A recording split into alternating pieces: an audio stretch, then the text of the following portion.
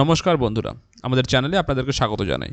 যারা চ্যানেলটিকে প্রথমবার দেখছেন তারা অবশ্যই চ্যানেলটি সাবস্ক্রাইব করে নেবেন এবং বেল আইকনটি দাবিয়ে দেবেন যাতে চ্যানেলে দেওয়া সকল ভিডিওর প্রথম নোটিফিকেশান আপনাদের কাছে পৌঁছে যায়। তো আগামীকাল উঠতে চলেছে প্রাইমারির 32,000 মামলাটি। গুরুত্বপূর্ণ একটি মামলা, যা ইচ্ছা হতে পারে আগামীকাল।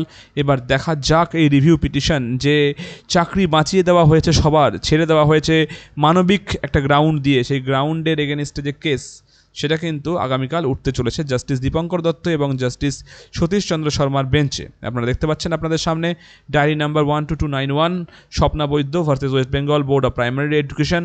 কালকে উঠবে 18/5 এবং 44 নাম্বার 44 নাম্বারে কিন্তু কালকে কেসটি লিস্টেড আছে। এবার আগামীকাল অবশ্যই আমাদের চ্যানেলে সম্পূর্ণ লাইভ করা হবে।